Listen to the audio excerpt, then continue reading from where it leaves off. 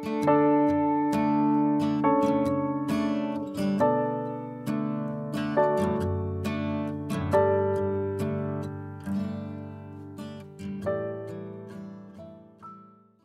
시간 주님께 안녕하세요. 대강교회 오훈 목사입니다. 7월 18일 목요일입니다.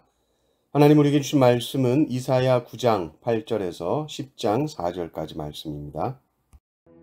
주께서 야곱에게 말씀을 보내시며 그것을 이스라엘에게 임하게 하셨은즉 모든 백성 곧 에브라임과 사마리아 주민이 알 것이오늘 그들이 교만하고 완악한 마음으로 말하기를 벽돌이 무너졌으나 우리는 다듬은 돌로 쌓고 뽕나무들이 찍혔으나 우리는 백향목으로 그것을 대신하리라 하는도다. 그러므로 여호와께서 르신의 대적들을 일으켜 그를 치게 하시며 그의 원수들을 격동시키시리니 앞에는 아람 사람이요 뒤에는 블레셋 사람이라. 그들이 모두 입을 벌려 이스라엘을 삼키리라. 그럴지라도 여호와의 진노가 돌아서지 아니하며 그의 손이 여전히 펴져 있으리라.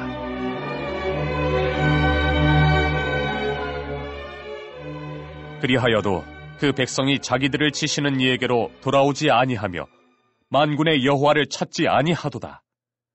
그러므로 여호와께서 하루 사이에 이스라엘 중에서 머리와 꼬리와 종려나무 가지와 갈대를 끊으시리니 그 머리는 곧 장로와 존귀한 자요 그 꼬리는 곧 거짓말을 가르치는 선지자라.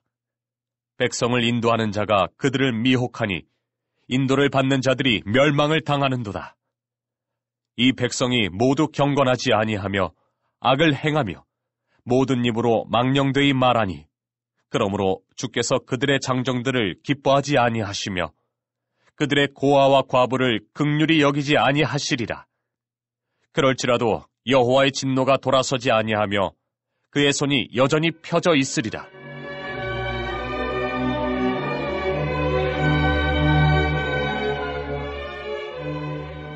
대저 악행은 불타오르는 것 같으니 곧 찔레와 가시를 삼키며 빽빽한 수풀을 살라 연기가 위로 올라가게 함과 같은 것이라. 만군의 여호와의 진노로 말미암아 이 땅이 불타리니 백성은 불의 섭과 같을 것이라. 사람이 자기의 형제를 아끼지 아니하며 오른쪽으로 움킬지라도 줄이고 왼쪽으로 먹을지라도 배부르지 못하여 각각 자기 팔의 고기를 먹을 것이며 므낫세는 에브라임을, 에브라임은 므낫세를 먹을 것이요 또 그들이 합하여 유다를 치리라. 그럴지라도 여호와의 진노가 돌아서지 아니하며 그의 손이 여전히 펴져 있으리라. 불의한 법령을 만들며 불의한 말을 기록하며 가난한 자를 불공평하게 판결하여 가난한 내 백성의 권리를 박탈하며 과부에게 토색하고 고아의 것을 약탈하는 자는 화 있을진저. 벌하시는 날과 멀리서 오는 환난 때에 너희가 어떻게 하려느냐? 누구에게로 도망하여 도움을 구하겠으며 너희의 영화를 어느 곳에 두려느냐? 포로된 자 아래에 구풀이며 죽임을 당한 자 아래에 엎드러질 따름이니라. 그럴지라도 여호와의 진노가 돌아서지 아니하며 그의 손이 여전히 펴져 있으리라. 아멘. 이사야 9장 전반부에서 한 아기를 통해 기묘자 모사 전능하신 하나님 영존하신 아버지 평강의 왕으로 오는 이 한 아기를 통한 구원을 말씀해 주셨습니다. 그럼에도 불구하고 9장 8절 이하는 이스라엘이 선지자의 말씀을 받지 않고 회개하지 않고 돌아오지 않고 교만하고 완악합니다. 그래서 무너져 가고 있고 허물어지는 모습을 보여줍니다. 그런데 이들은 상관없다고 합니다. 우리 힘으로 다시 일으킬 수 있다고 말합니다. 아주 교만하고 완악한 마음을 가지고 있죠. 10절을 보십시오. 벽돌이 무너졌으나 우리는 다듬은 돌로 쌓고 뽕나무들이 찍혔으나 우리는 백향목으로 그것을 대신하리라 하는도다. 교만합니다. 교만이라는 것은 하나님을 의지하는 마음이 사라진 상태죠. 겸손은 하나님을 의지하는 마음으로 충만한 상태입니다.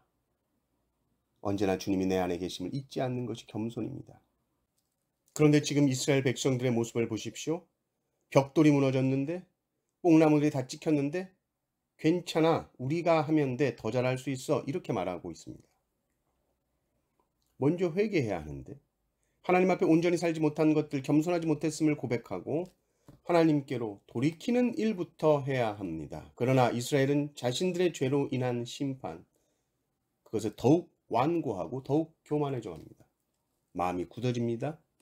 하나님께서 진노하시죠. 12절을 보십시오. 앞에는 아람 사람이요 뒤에는 블레셋 사람이라. 그들이 모두 입을 벌려 이스라엘을 삼키리라.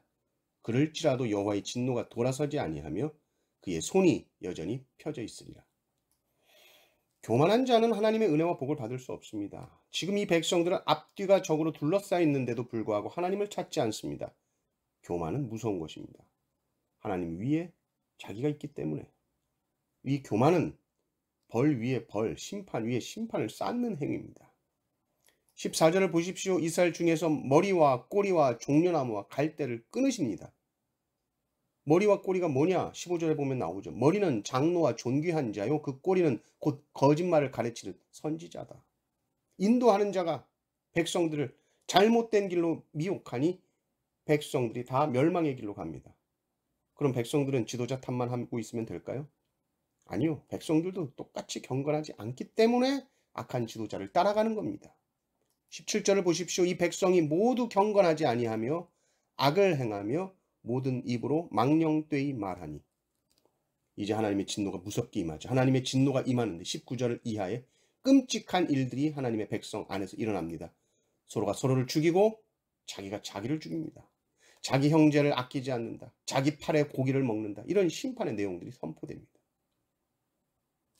이들은 자신의 욕심을 쫓아 달리면 그것이 자기의 유익이 된다고 생각합니다. 자기의 탐욕을 쫓아 달리는 것이 자기를 위한 일이라고 생각하죠. 하나님께 순종하는 것은 나에게 불이익이요, 나를 힘들게 하는 일이라 생각하면서 합니다. 그러나 그것은 완전히 반대입니다. 한시라도 빨리 하나님께 돌아오는 것이 가장 지혜로운 길이요, 그렇지 않으면 하나님의 진노는 그치지 않습니다. 21절을 보십시오. 12절에도 그렇고요. 그의 손이 여전히 펴져 있으리라. 10장 4절에도 그의 손이 여전히 펴져 있으리라. 그의 손이 여전히 펴져 있으리라 라는 말이 반복돼서 나옵니다. 물론 이것을 무섭게 받을 수도 있겠죠. 지금 주님의 손으로 백성들을 때리고 있으니까 그의 손이 여전히 펴져 있으리라는 말은 계속 진노하신다는 말이에요. 그런데 이 때리시는 손 안으로 우리가 달려 들어갈 때 주님 어떻게 할까요?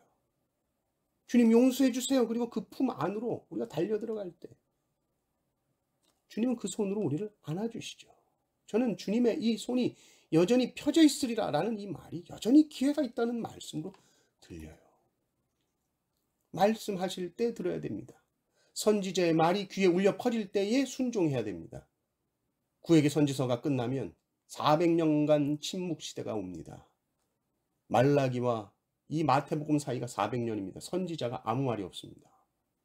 선지자가 없죠. 진노를 선포하여도 심판을 말하여도 말씀하실 때 회개하면 안아주시죠. 하나님의 은혜가 있을 때 잘해야 합니다. 말씀이 그치는 때가 오기 때문입니다. 회개는 교만을 꺾는 길이요, 겸손함을 표현하는 가장 귀한 수단입니다. 최고로 지혜로운 행동이 회개입니다.